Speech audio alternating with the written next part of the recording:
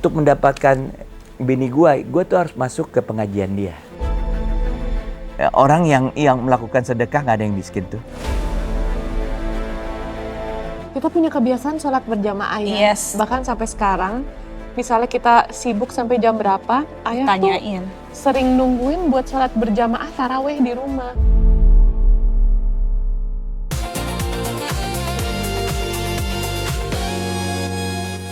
Pakshik papa preman, iya yo pakshik papa metropolitan.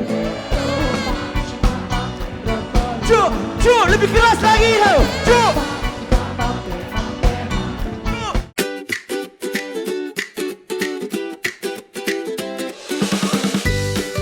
Inilah kenangan yang menjadi momentum perubahan seorang Ikang Fauzi.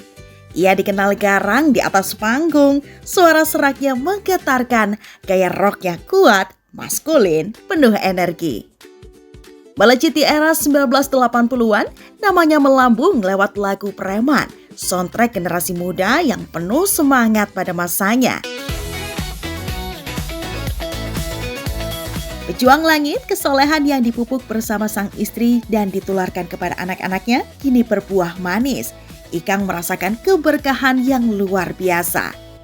Di usianya yang sudah berkepala 6, Ikang merasakan dirinya masih bisa banyak berbuat baik dan mendapat anugerah kesehatan dari Allah Subhanahu wa Ta'ala. Diberi kekuatan Allah Subhanahu wa Ta'ala untuk bekerja dan berkarya. Alhamdulillah. Ia semakin sadar semua yang terjadi di dunia termasuk rezeki, semuanya sudah diatur Allah Subhanahu wa Ta'ala. Ya, aku terlalu percaya diri, segala sesuatunya tergantung gua lah gitu. Ternyata enggak. Itu semuanya dari Semuanya dari Allah gitu. Makanya banyak juga orang ya kalau melakukan itu dengan cara yang benar dan orang yang melakukan sedekah nggak ada yang miskin tuh. Itu udah jelas itu. Iya kan? Jadi makanya dari situ ya intinya kan apa sih intinya sedekah? Berbagi, bermanfaat buat sebanyak-banyaknya buat orang lain. Marhaban ya Ramadan, oh bahagia.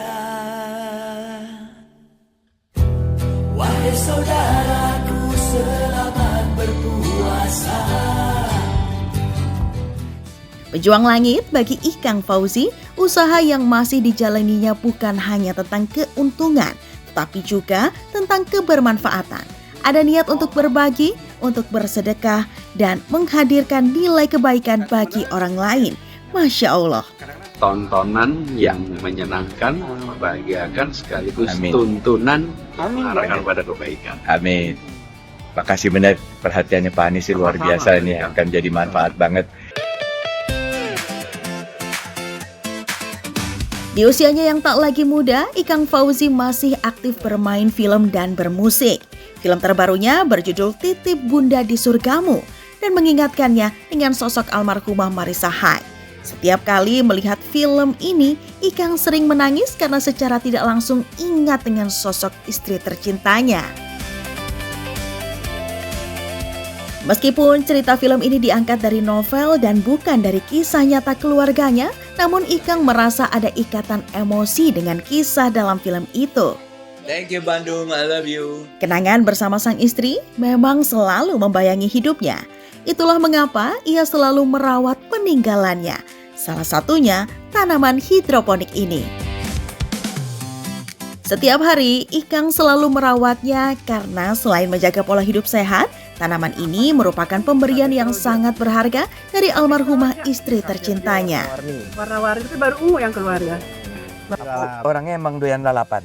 emang doyan lalapan. Dan ini hidroponik nih hadiah ulang tahun dari istriku tercinta, Masya Allah. almarhumah Marissa Haque. Dia ngelihat gue tuh kok mulai merhatiin tanaman atau apa, akhirnya dihadiahin seperti ini. Dihadiahin. Gitu. Ini tahun berapa nih? Kalau boleh tahu ulang tahun yang Ini berapa? 3 tahun yang lalu lah kurang. 3 tahun yang lalu.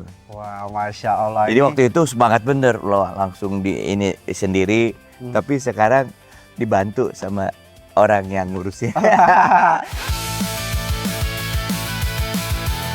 Dari panggung rock yang gemerlap, perjalanan Ikang Fauzi mengajarkan satu hal. hidup bukan tentang seberapa keras tepuk tangan yang kita terima, tetapi seberapa kuat kita bertahan saat ujian datang. Ia telah merasakan puncak popularitas, hangatnya cinta selama puluhan tahun bersama Marissa Haque hingga perihnya kehilangan. Namun dari semua itu, ia memilih tetap berdiri dengan kesetiaan, keikhlasan, dan keyakinan kepada Allah Subhanahu wa Ta'ala. Karena pada akhirnya, yang abadi bukanlah sorotan lampu panggung, melainkan iman, cinta, dan amal yang kita bawa pulang.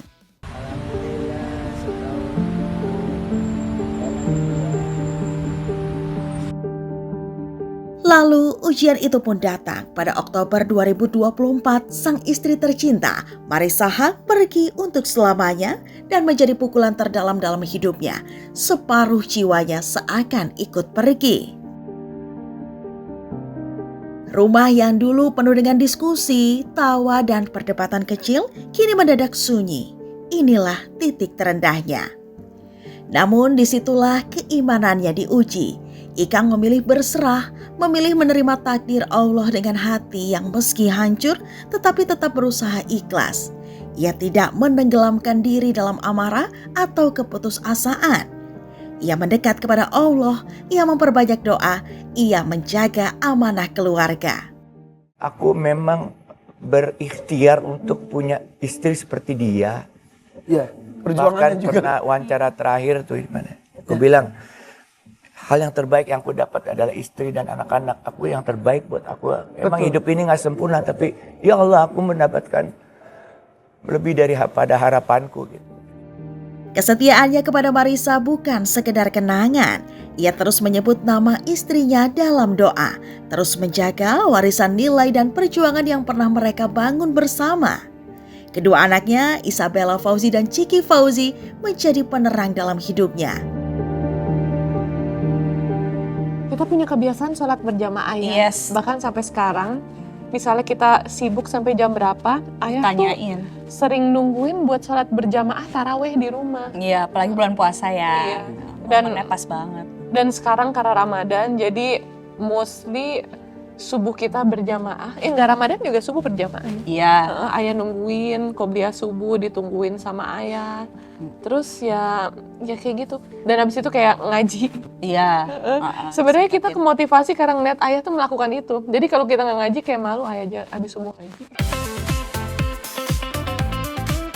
Meskipun sibuk satu sama lain dan terbilang jarang di rumah, tapi nggak pernah absen untuk sekedar bersantai bersama atau jalan bareng di sekitar rumah.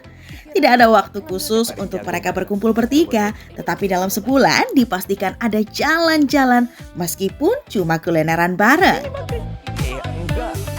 Gimana sih sekarang tuh keharmonisan dan kebahagiaan seorang Ikang Fauzi sama anak-anaknya itu biasanya ngapain kalian? Kita suka ini ya, spend time bareng bertiga. Iya. Dulu waktu masih sama Betul. ada Sama ibu ibu, berempat gitu ya. Emang kita selalu mengusahain spend time waktu berempat. Yes. Iya, sekarang bertiga. Iya. Kadang aku yang maksa, Mbak. Iya. Ayo dong Iya. makan, ayo dong aku jajanin deh, yang penting bareng-bareng. Karena Iya, sekarang tuh makin kerasa, aduh bareng-bareng itu precious. Kayak udah gak apa-apa deh, aku yang jajanin asal Sempet-sempetin. bareng-bareng, yang kayak gitu-gitu. Tidak hanya sukses sebagai musisi, Ikang juga menjadi bintang film populer di eranya. Dunia akting mempertemukannya dengan seorang aktris cerdas dan berkarakter kuat, Marissa Haque. Pertemuan yang mengubah arah hidupnya. Kemewahan yang gue dapet pada saat break, orang-orang kita kan ngerumpi gitu ya, gitu ngomong-ngomong ngalur gitu dan sebagainya gitu, sama sutradara sama pemain dan sebagainya. Dia waktu sholat dia sholat terus dia baca Quran gitu. Buat gue sempet-sempetnya ya, kok enak ya, kan nggak nyaman di situ gitu loh. Tapi waktu itu kan biasa ruang istirahatnya pintunya agak kebuka gitu. Aku ngeliat ini, cewek cantik gitu, kayaknya ada cahaya gitu, dia baca Quran. Dari situ gue, gimana caranya ini udah ini gue harus dapet gitu cara.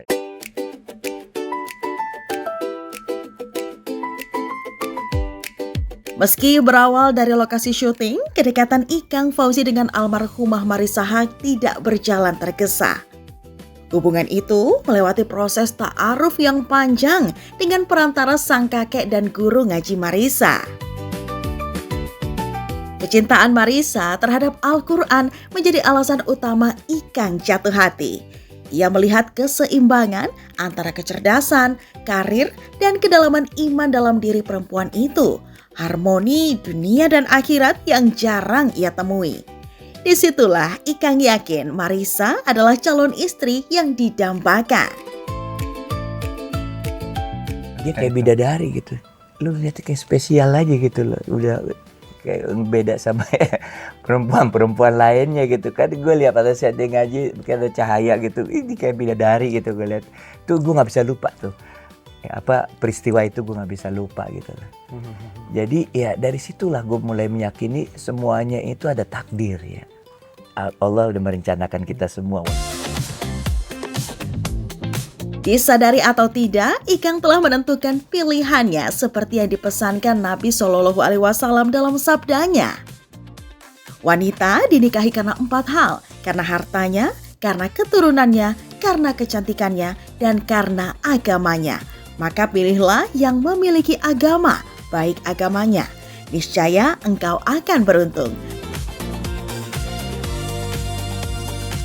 Masih bisa bersama melihat cucu. Amin, menggendong amin, cucu, amin. Jalan-jalan sama cucu. Sejak menikah, sosok Marissa Haque menjadi inspirasi utama Ikang Fauzi mulai mendekat kepada Allah Subhanahu wa Ta'ala. Ia mulai menegakkan kewajiban agama dengan konsisten, dimulai dari menjalankan perintah sholat 5 waktu. Kata kuncinya tuh layak ya. Pada saat dia bilang kamu imamnya, udah layak nggak boleh? Aku merasa sangat tidak layak waktu itu. Jadi aku mengejar banyak hal. Yang paling gampang aja, suruh jadi imam sholat lah gitu loh. Berantakan kan. Selalu kan kita gini-gini terus kan biasa gitu ya. Tapi mulai dari situ aku mulai memberanikan diri, mempelajari cara-cara teorinya dan sebagainya gitu ya. Melayakkan diri untuk bisa jadi imam sholat. Mulai dari situ dulu gitu. Sejak menikah di tahun 1986, rumah tangga Ikang Fauzi dan Marissa Haque menjadi idaman bagi banyak orang. Di rumah, Ikang belajar menjadi imam, belajar memimpin doa, belajar menenangkan keluarga. Bersama Marissa, ia mulai lebih religius dan lebih dekat dengan Allah Subhanahu wa Ta'ala.